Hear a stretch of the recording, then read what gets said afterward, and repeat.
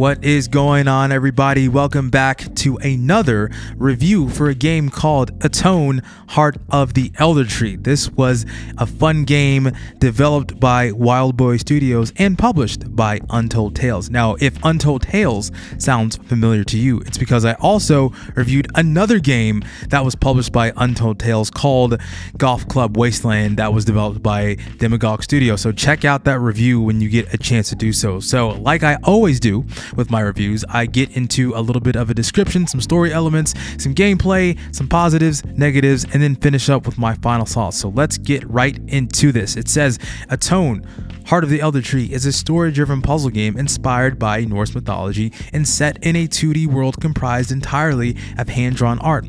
Players inherit the journey of a young warrior named Estra, solving moss-covered puzzles and surviving rhythm battle sequences as she ventures to unveil the truth behind her father's death.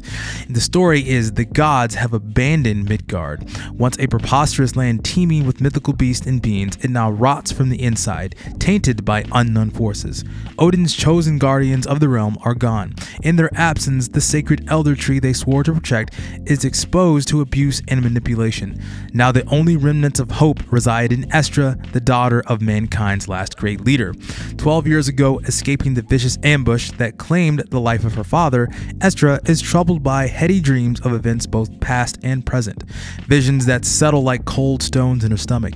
She awakes to discover that the sacred gemstone her father gave her has started to glow. This is a good take on the Norse mythology, and if you've been playing the latest God of War games, you've probably been inundated with a lot of the Norse mythology, and of course with Marvel, with Thor, you have a lot of Norse mythology out there. So there are a lot of takes on Norse mythology, and I thought this was a good and interesting take on this to understand the world that was set up. Something that immediately stuck out to me in this game is the art style, and it reminded me a lot of the old Samurai Jack cartoons that came out in Cartoon Network. Come to find out in looking at this game that they were heavily inspired by Genndy Tartakovsky's art style. So it's interesting to note, and as you're seeing, and as you have seen if you played the game already, that there is definitely that inspiration throughout. So let's get into some gameplay. So it's broken up into a couple of components. So you have a combat, and the combat is more musical based. It kind of reminds me of DDR and Guitar Hero, and that's kind of what they were going for. So it takes inspiration from Guitar Hero and Dance Dance Revolution. Characters charge into an epic slow motion hack and slash where the player's ability to sync button combinations with the beat of battle specific songs will dictate who lives and who dies. Music is a crucial component, with each fight receiving its own very own score courtesy of the composer by the name of Luminist, and the music is fantastic, and it has to be because that is a core gameplay mechanic of this game, and this was a lot of fun. There's two difficulties, actually three difficulties with this, but for two of them you're actually involved in that combat sequence. So there is a normal mode and a hard mode. For the normal mode, you'll see a lot of just using the down and the B button for the rhythms, and then you'll add in the A button if you choose the hard mode. But if you just want to do the story, there is actually just a story section where you're going through the story and you're basically watching cutscenes. But there are other elements of the gameplay as well, and that is the puzzle section, where there are various riddles and sliding puzzles that of varying amounts of difficulty that you'll be able to solve and get through the world. Some of them are optional, some of them are story driven, and you can kind of tell which ones are more story driven or more story related and more optional, because the more optional ones are a lot harder, and the more story-based ones are definitely a lot easier. I found myself sometimes running into a wall with some of these puzzles only to find out that they are a lot optional, and some of them, because they're optional, if you fail them you can no longer go back to them. So that was really interesting. There's also a bunch of choices that you can make. So some of the choices that you can make is you can choose to whether or not that a character lives or dies, or whether you go this way or that way. So there are branching paths, and something to note that there are different story beats in this game. So there's a lot of replayability with this game because there's a lot of branching paths.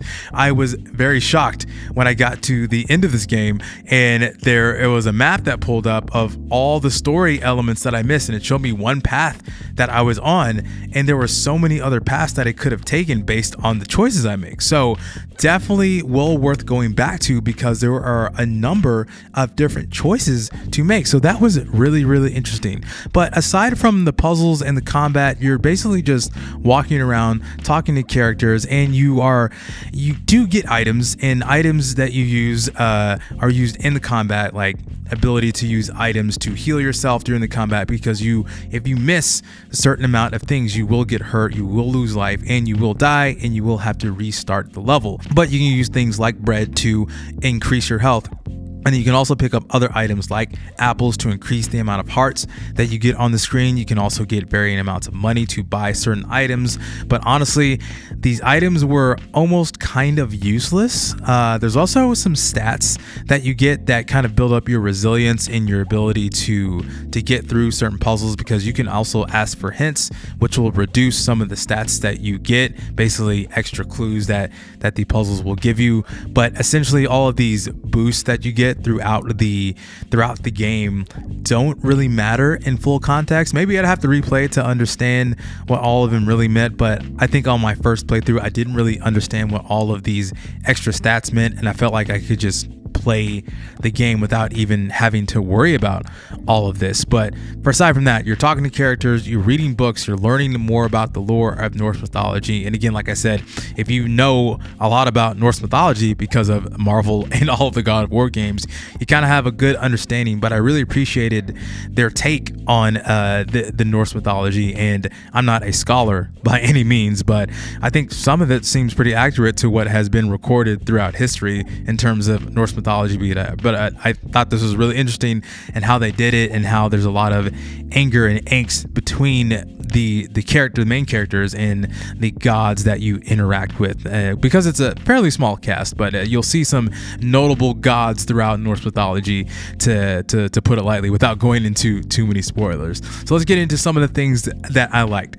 Obviously, like I said before, the music is incredible. Without good music, this game would not work. Without great visuals, this game would not have worked. And they took extra special care to craft a beautiful and very powerful soundtrack into this game, especially for the combat, because the music is all in the combat. But even when you're just walking around in the world and interacting with characters, the music is very present. It's really, really good. The visuals, like I said, taking from that Samurai Jack in Clone Wars Genndy Tartakovsky art style, is great as well. A lot of great colors in this, and a lot of blues, a lot of purples.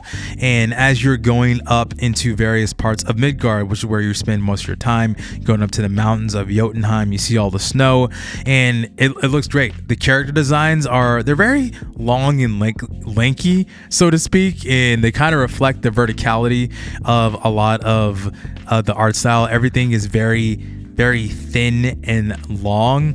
It also kind of reminded me of Tech, so to speak. So as you're watching the video, you can kind of see that a lot of the branches in the trees and a lot of the lines in the world kind of remind me of circuitry. So it's kind of a almost some semi-futuristic Norse mythology look. So it's not set in a future timeline at all. It's set in proper Norse mythology, but the visuals kind of reminded me of some sort of surreal, futuristic kind of world. Maybe that's kind of the vibe they're going for, especially because the soundtrack is more of heavy synth wave based tones and whatnot. So I thought that was really good. So it was really good visuals, soundtrack, fantastic. Let's get into some of the things I didn't really like as well. Actually, going back to the combat, it would have been better if they showed a lot more of what was happening in the combat. So part of what will happen is that your character will attack the enemy, or you will get attacked by the enemy based on how you're doing in the combat section, based on how much you are getting, how many of the notes that you're getting, basically. So if you miss a certain amount of rhythms, you will get hurt and the enemy will attack you and you will die. But a lot of times you'll just see the characters kind of standing around and looking at each other without not a whole lot of action happening, but I wish I could have seen a lot more of the action. What I was imagining in this game was more of the characters going more back and forth in their combat, but a lot of times they're just kind of almost standing around, and then someone will make a move, and then it will be another 20 or 30 seconds of the music, and then another character will make a move based on what you're doing in the combat section. So I wish there was more animations put into the combat aspects. I also wish that they explained some of the puzzle elements just a little bit better. Like I said earlier, I felt like I was hitting a wall with some of them, and even in the ones that were a lot easier that helped progress the story forward. But maybe I'm just bad at puzzles, but that's some of my negatives / nitpicks. But overall, I think this was a fun game. I had a good time with it. A lot of the art style and the music and the visuals, like I said earlier, stood out to me great, and I think this is well worth your time. It's available right now on the eShop for $14.99, or you can pick it up on Apple Arcade. But this is a good port to Switch. I would recommend you play it on Switch. There's nothing terrible, there's no Joy-Con drift or anything that happens on the Switch. So definitely a good mobile game to pick up and play when you get the chance to do so. Let me know what you think. Let me know if you're going to pick this up. And let me know what you think about this review in the comments. And I appreciate you so much. Be sure to like, share, and subscribe to the channel. My name is Chike, aka It's Basically Fun, and I'll see you next time. Bye.